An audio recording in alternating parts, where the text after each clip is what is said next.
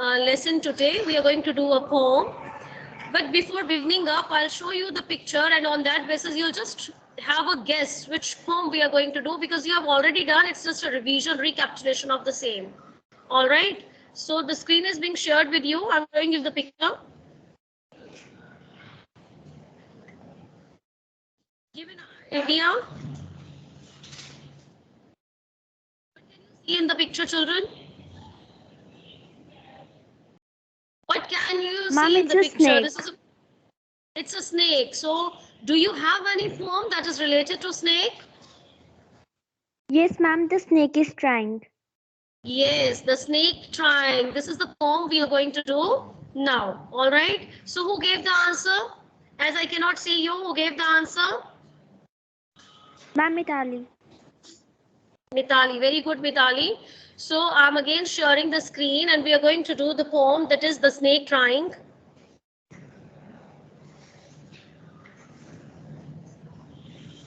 So who is the poet of the poem The Snake Trying? That is W.W.E. Ross. All right. So before beginning up, let's have a look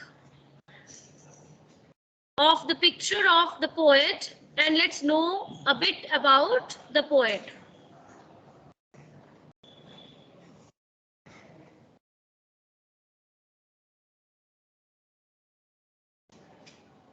So as it is there on your screen, William Wrighton Augustus Ross. This is his complete name, W.W.E.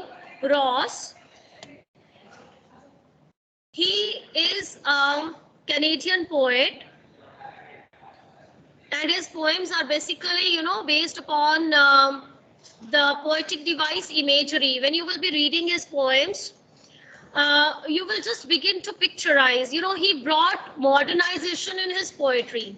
Modernization means, he criticized the tough language being used by poets.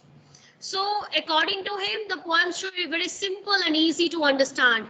And if you read the poem, The Snake Trying, you'll find that really the poem is easy. Okay. And usually, he wrote maximum sonnets. Do you know what are sonnets? Speak up, speak up. 14 lines. Yes, a poem which is of 14 lines, we call it as sonnet. So this W.W.E. Ross, he wrote maximum, he wrote sonnets, and he brought a change in poetry. That is, he wrote the poems which were easy to understand. Okay, so this is all about him. Now let's come to the poem.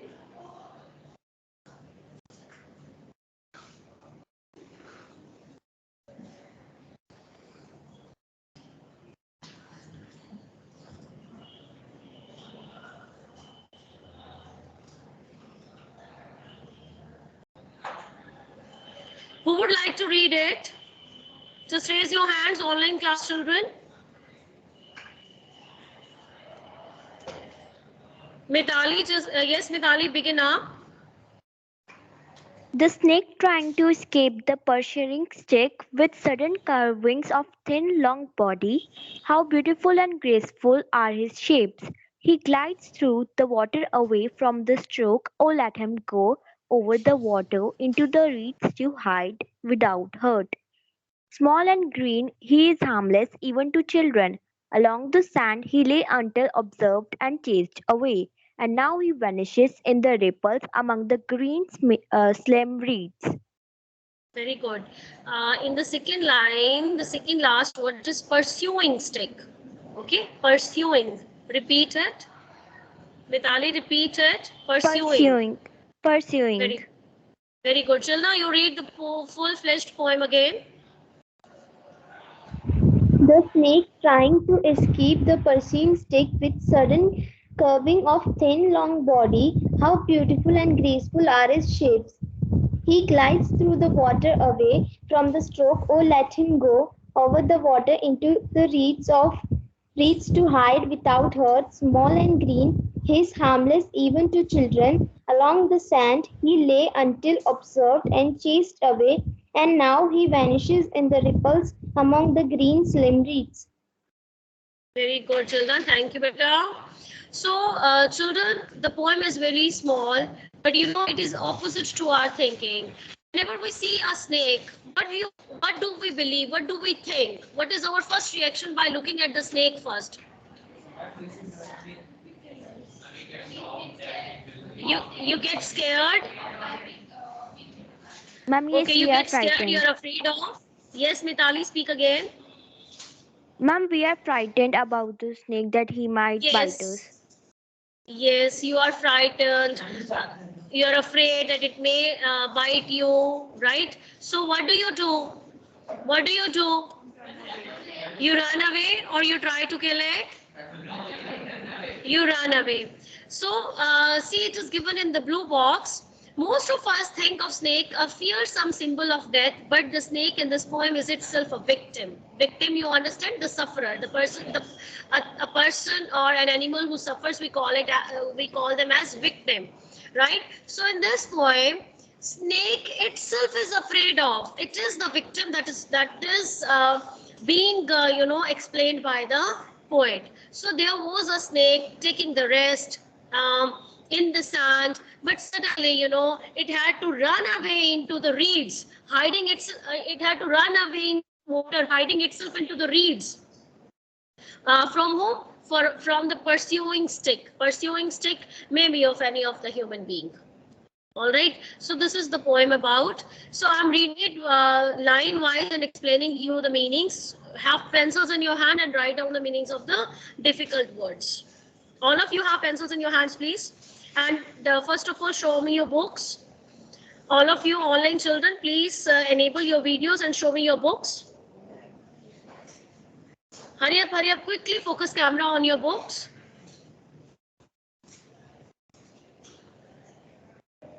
And you must have a pencil in your hand. Very good, Jilna, Achin, Mitali, good effort being made by you. Write today's date on the top. This is the third time we're doing this poem. Prachi, very good, Achin. Focus camera on your book. Please share your books. All right, here we begin with explanation.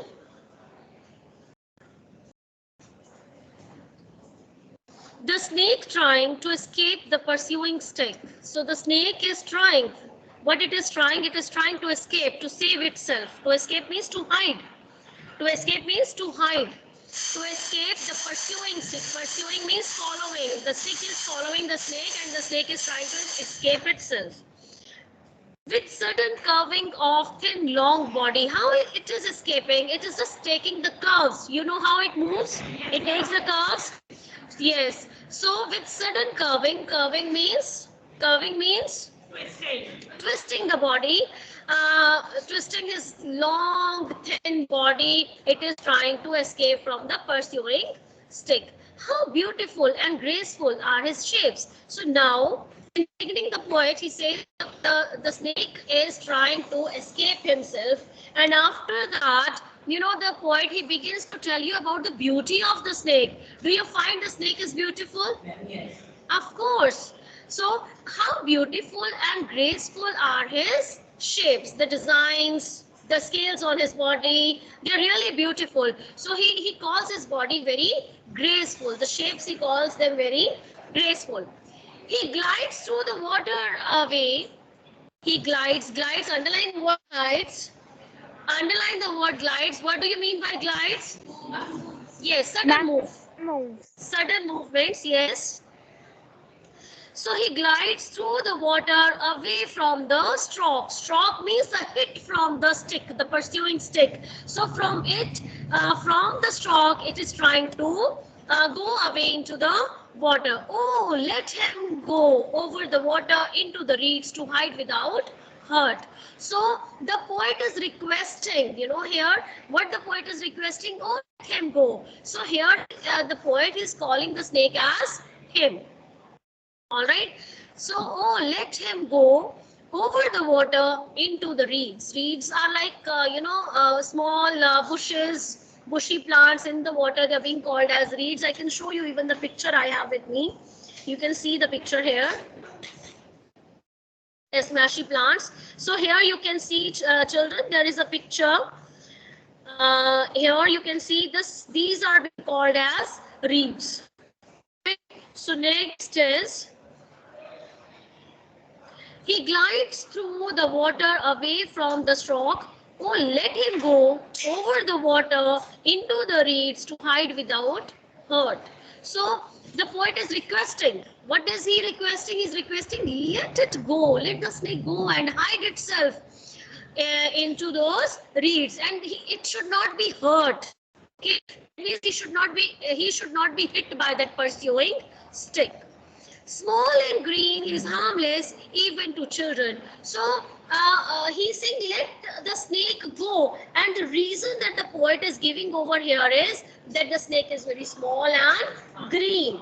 The snake is very small and green. So small and green is harmless. So the poet is saying, one thing is that the snake is small, and secondly, it is of green color.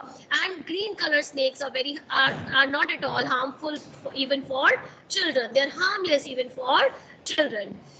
Along the sand, he lay unobserved and chased away. So where was the snake before it was being, followed by the pursuing stick? It was taking a rest in the sand. It was taking a rest in the sand. He lay until observed. So it was laying over there unless, as long as it was being observed. Observed means it was looked by somebody who started chasing it with the stick.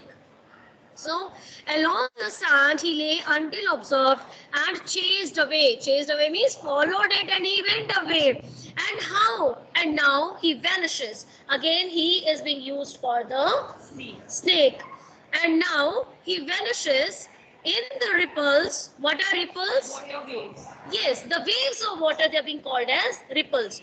So and now he vanishes in the ripples among the green slime reeds. So when the snake is being followed by the pursuing stick, it is so afraid of the stick. In order to safeguard himself, so where it goes and hide himself, hides into the reeds which are there in the water. All right, so this is all about the poem. Let us do poetic devices. May we do the poetic devices? There are two basically poetic devices on which this poem is based. Let me share the whiteboard first with you all.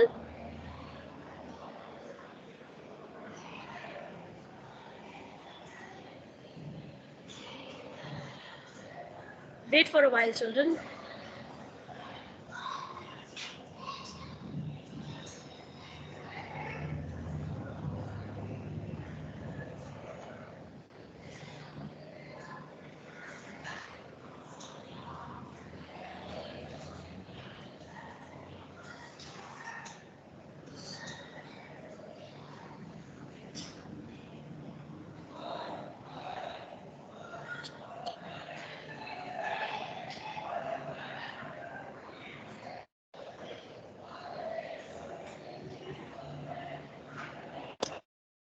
Please.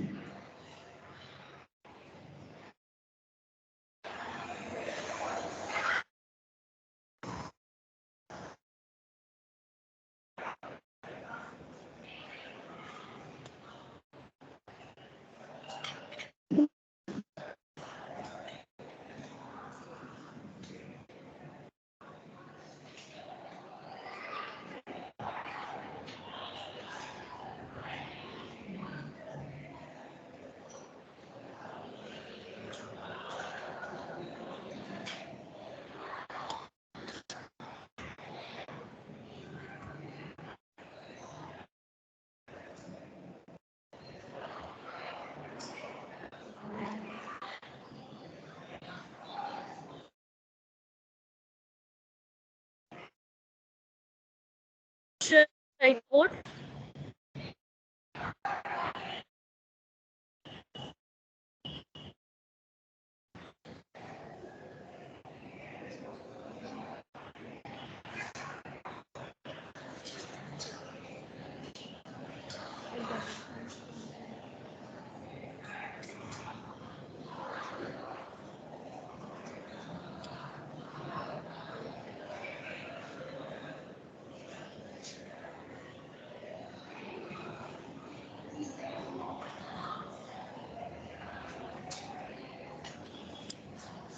Okay, leave it. I'm unable to.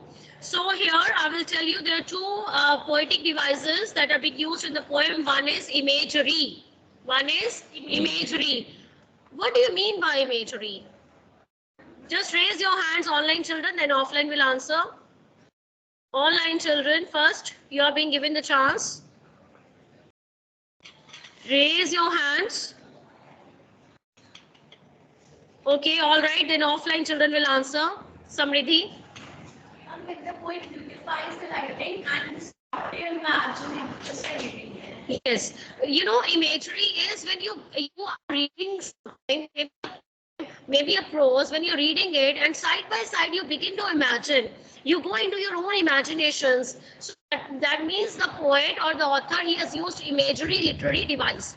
Right. So here, when you were reading the poem, that is the snake crying. Were you imagining that the snake is resting on the sand, and then the stick is following it, and then it is going into the water, hiding itself into the reeds? Were you imagining? Did you try to imagine, or suddenly that imagination came to you? So that is why we say this poem is based upon imagery. Second poetic device. Yes, Lakshay, you raised your hand.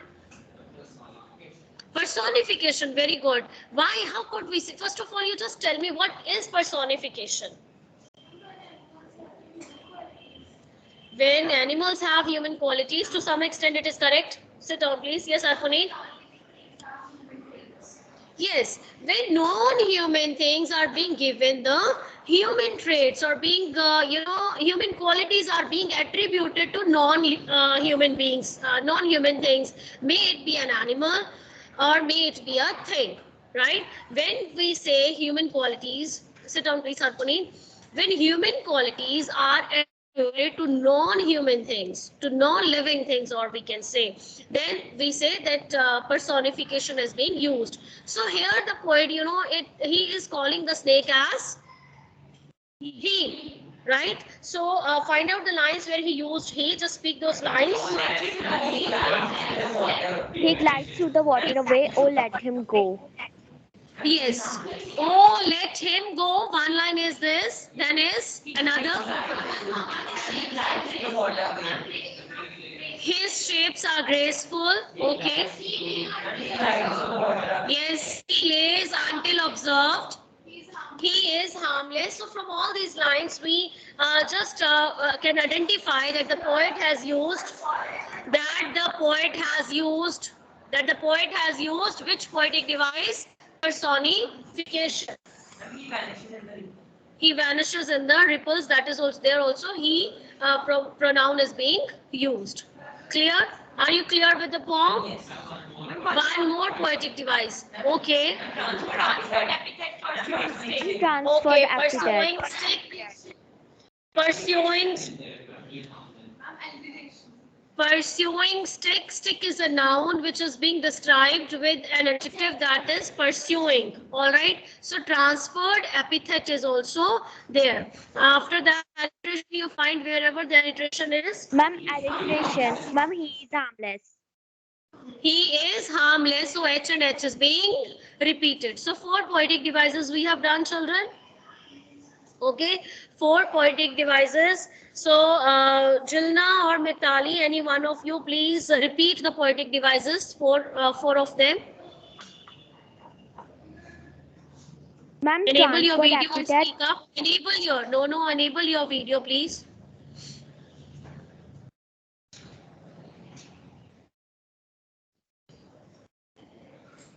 Any one of you, Mitali, Jilna.